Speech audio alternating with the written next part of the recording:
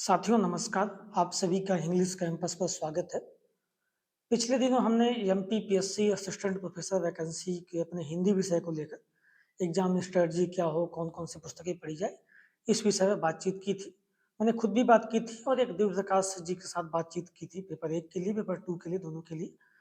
उस पे कई सारे विद्यार्थियों का, अभ्यर्थियों का सवाल था, कुछ कन्फ्यूजन भी वगैरह भी थे। उन्होंने कुछ कमेंट किए थे, कुछ व्यक्तिगत कॉल पे, मैसेज पे सवाल पूछे। मुझे लगता है कि उन कन्फ्यूजन पे बात कर लेनी चाहिए एक बार, थोड़ा-सा, और स्ट्रेटजी और भी क्या कुछ हो सकती है, उस पे भी बात करनी चाहिए, ठीक है?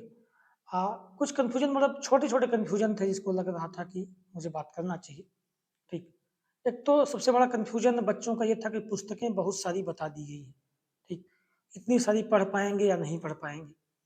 तो मैं एक-एक करके कुछ बातें कर लेता हूँ, जैसे कि भाषा को लेकर हरदेव बारी की पुस्तक या भूलनाथ तिवारी की पुस्तक, कैलाश चंद्र भाटिया की पुस्तक, 3-4 पुस्तकों पे हमने बात की थी। अगर अब केवल आपको एक पढ़नी है तो हमने पहले भी कहा था कि आप कैलाश चंद्र भाटिया की जो पुस्तक है, हिंदी उद्भव विकास एवं रूप, वो पढ़ सकते हो, आपके पाठ्यक्रम से मैच करती है, यूनिट 1 और 2, उसी को पढ़ लीजिए अगर आप केवल एक पढ़ पाते हैं। बाकी पढ़ पाते हैं तो अच्छा है, ठीक है? ऐसा नहीं कि आपके पास समय नहीं है, समय आपके पास पर्याप्त है, अभी भी समय पर्याप्त है। अभी मार्च चल रहा है, शुरू हुआ है। मार्च, अप्रैल, मई, जून, 4 महीने पूरे आपके पास हैं और 4 महीने पर्याप्त समय होता है एग्ज़ाम के किसी तैयारी के लिए, कम से कम जो एग्ज़ाम ऑब्जेक्टिव हो उसके लिए पर्याप्त होता है। आपने नेट किया होगा, सेट किया होगा, तो आपने बेसिक तो पढ़ ही रखा है, ऐसा तो है नहीं कि पहली बार पढ़ रहे हैं। पहली बार पढ़ने को भी हिंदी जैसा विषय 4 महीने पर्याप्त है, कोई भी ह्यूमैनिटीज़ के जो भी विषय हैं ऑब्जेक्टिव के लिए। तो बट आपने पहले से ही सेट नेट ज़्यादा कर रखा है, तो आपके लिए बहुत समय है ये, ठीक? आप रेगुलर 4 घंटे, 5 घंटे भी हिंदी को दे रहे हो तो बहुत हो जाएगा आपके लिए, तो समय पर्याप्त है। आप एक से ज़्यादा पुस्तकें नहीं पढ़ सकते हो, बट एक पढ़नी है तो कैलाश चंद्र भाटिया क्लियर रखिए ये बात आप, ठीक? इतिहास को लेकर हमने कई सारी पुस्तकों की बात की थी, उसमें डॉक्टर नगेंद्र को लेकर कई सारे बच्चों का सवाल था कि इतनी मोटी किताब है, कैसे पढ़ेंगे? तो आप पूरा मत पढ़िए, हमने पहले भी बात की थी। उसको आप पूरा मत पढ़िए, उन लेखकों को पढ़ जाइए, उन कवियों को पढ़ जाइए जो यूनिट 9 में दिए गए हैं, मध्य प्रदेश के प्रमुख साहित्यकार, या जो यूनिट 3, 4, 5, 6 वगैरह में दिए हैं, जो रिकमेंड किया गया है आदिकाल में, भक्ति काल में, रीति काल में, आधुनिक काल में, जो कवि रचनाकार रिकमेंडेड हैं, जिनके निबंध, जिनकी कहानी, जिनकी कविताएं, जिनके उपन्यास लगे हैं, उन रचनाकारों के विषय में आप डॉक्टर नगेंद्र से पढ़ जाइए, नोट्स बना लीजिए। बाकी आप मत पढ़िए पूरा। बाकी आप शुक्ल जी का इतिहास, हजारी जी के जो इतिहास की पतली पतली 2 पुस्तकें बताई हमने, रामस्वरूप चतुर्वेदी जी का जो हिंदी साहित्य संवेदना और भाषा वाली किताब है, बच्चन सिंह की एक आध किताबें जो पढ़ने को हमने बात की, वो आप पढ़ सकते हैं, ठीक है?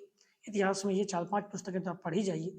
शुक्ल जी अनिवार्य ही हैं, बच्चन को पढ़ना है, चतुर्वेदी को पढ़ना है, हजारी जी को पढ़ना है, इनको आप पढ़ लीजिए, ठीक? रही बात इसके बाद काव्यशास्त्र की बात आती है। काव्यशास्त्र में भी कई सारे बच्चों का था कि आपने 4-5 पुस्तकें बता दी कैसे पढ़ें। तो हमने तो एक तो सखदेव चौधरी वाली किताब की बात की थी, भारतीय और पाश्चात्य का जो दोनों एक में दिया है, अगर वो पुस्तक मिलती है तो उसको पढ़ लीजिए। नहीं मिलती तब हमने बात की थी कि अलग-अलग निशा अग्रवाल को पढ़ लीजिए या पाश्चात्य में कोई और एक किताब पढ़ लीजिए, ऐसी हमने बातें की थी। तो आप कोई भी पढ़िए किताब, एक भारतीय, एक पाश्चात्य, तो कोई ऐसी किताब जिसमें भारतीय और पाश्चात्य दोनों है, उससे पढ़ लीजिए। अगर आप काव्यशास्त्र इनको भी अलग से नहीं पढ़ना पा रहे हैं, तो आप हिंदी साहित्य की जो वस्तुनिष्ठ इतिहास है, सरस्वती पांडे, गोविंद पांडे, उसको पढ़ रहे होंगे, उसमें भी काव्यशास्त्र दिया है। या तो दृष्टि वाली जो नीरज यादव की बुक है, उसमें दिया है। उनसे भी पढ़ लेंगे तो भी आपका काव्यशास्त्र पर्याप्त है। मतलब उसका डीप काव्यशास्त्र नहीं जाता, लेकिन फिर भी आप समझ विकसित करने के लिए अच्छी पुस्तक, स्तरीय पुस्तक पढ़ लें। उसके बाद गाइड रूपी पुस्तक दृष्टि या सरस्वती पांडे पढ़ें, तो ज़्यादा बेहतर मतलब विकल्प रहेगा। ये हमने बात पहले भी की थी, अभी भी मैं क्लियर कर दे रहा, ठीक है? ये हो गई काव्यशास्त्र तक की बातें। फिर मध्य प्रदेश हिंदी ग्रंथ अकादमी की पुस्तकें कैसे मिलेंगी, जो यूनिट 10 के लिए थी। तो देखो उसमें हमने पीडीएफ बना के बुंदेली, माली, बघेली वगैरह की टेलीग्राम पे, व्हाट्सएप ग्रुप पे भेज दिया था, जितना काम की चीज़ें थी, ठीक? आपको अगर मंगवानी है तो भोपाल में जो हो, कोई हो, उससे संपर्क करना पड़ेगा। वो हिंदी ग्रंथ अकादमी पे ही मिल पाएँगी। उनके फ़ोन नंबर पे आप कॉल करके उनसे संपर्क कर सकते हैं, और कोई सोर्स अगर मिलने का, लेकिन मेरी जानकारी में आपको वहीं से मिलेंगी, बाकी कहीं आपको नहीं मिल पाएँगी। हाँ, काम की चीज़ें हमने पीडीएफ बनाकर टेलीग्राम और व्हाट्सएप पे ग्रुप में भेज रखा है, वहाँ से आप वो देख सकते हैं, प्रिंट आउट करा सकते हैं, पढ़ सकते हैं, ठीक है? एक सवाल यूनिट 9 को लेकर बार बार रहा कि यूनिट 9 को कैसे बनाएं, नोट्स क्या करें। तो उसको लेकर कोई किताब नहीं है, आपको खुद से ही नोट्स बनानी है, खुद से ही पढ़ना है उसको। तो आप यूट्यूब से या जो पुस्तकें इतिहास की पढ़ा है वहाँ से जो जो लेखक रिकमेंड किए उनके विषय में उनकी डिटेल कर लीजिए। डिटेल क्या करना है ये जानकारी के लिए हमने कहा था कि आप पेपर देखिए पहले, वहाँ से आपको समझ में आएगा। मोटा मोटी हम वैसे ही बताए थे कि आप लेखक का जीवन परिचय, जीवन मृत्यु, कहाँ जन्म हुआ, क्या क्या कार्य किए उन्होंने, कौन कौन से पुरस्कार पाए हैं, कहाँ के रहने वाले हैं, पत्रिकाएं कौन सी प्रकाशित की, कौन कौन सी रचनाएं हैं इनकी। फिर जो जो कविता या जो रचना लगी हुई उस रचना के बारे में डिटेल्स देख लीजिए आप, चीज़ें पूछी जाती हैं। ठीक, तो आपको खुद से ही नोट्स बनाना है, और नोट्स बनाने हैं, रिवीजन करने वो आपको ध्यान देना पड़ेगा। ठीक, ये कुछ सिलेबस को लेकर कन्फ्यूजन थी। एक कन्फ्यूजन बच्चों का यह कि पाठ्यक्रम में 2024 वाला है नया पाठ्यक्रम, तो नया पाठ्यक्रम कोई जारी नहीं किया गया है। 22 वाले में भी यही पाठ्यक्रम था, 24 में भी यही था, और अभी तक जानकारी में यही पाठ्यक्रम है। कोई नया पाठ्यक्रम आयोग ने जारी नहीं किया है, तो यही पाठ्यक्रम आपका लागू रहेगा। ठीक है। एक सवाल प्रैक्टिस को लेकर बार बार पूछा गया कि प्रैक्टिस कहाँ से करें। तो हिंदी विषय को लेकर जैसा हमने पहले भी कहा था कि आपका 22-24 का पेपर हुआ है, वो दोनों आपके लिए महत्वपूर्ण है प्रैक्टिस के लिए। उसके साथ आप एमपी सेट के जो पेपर हो रहे हैं वहाँ से प्रैक्टिस कर सकते हैं। इसके साथ जो यूथ कंपटीशन की बुक आती है 13-14 हज़ार प्रश्न वाली, उसको उठाइए, वहाँ से आप इसको पूरा प्रैक्टिस कीजिए। ठीक है, ये चीज़ें पढ़ने के बाद प्रैक्टिस करना है, पढ़ने से पहले नहीं। आप सिलेबस कंप्लीट कर लीजिए, कोशिश करिए कि आप मई तक पूरा सिलेबस कंप्लीट कर लें, उसके बाद आप प्रैक्टिस करें, ज़्यादा बेहतर होगा। एक प्रश्न ये भी रहा कि क्या सारी रचनाएं पढ़ना जरूरी है जो रचनाएं रिकमेंड की गई हैं।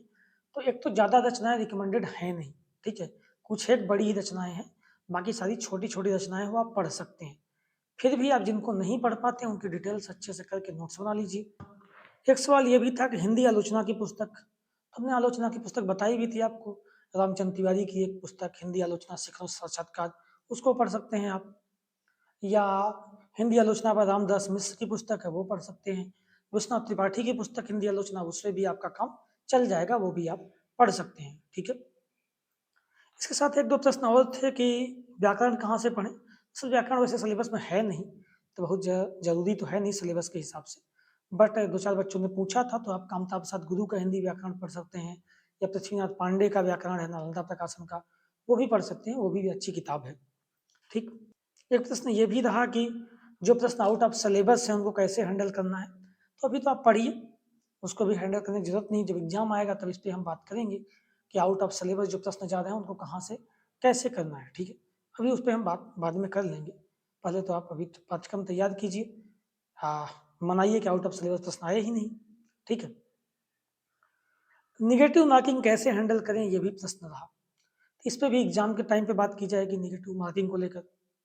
अभी तो आपको पाठ्यक्रम तैयार करना है, प्रैक्टिस करनी है, रिवीजन करना है। एक महत्वपूर्ण प्रश्न ये है कि मेरी विशेष रणनीति क्या थी तैयारी को लेकर, मैं अपनी रणनीति शेयर करूं।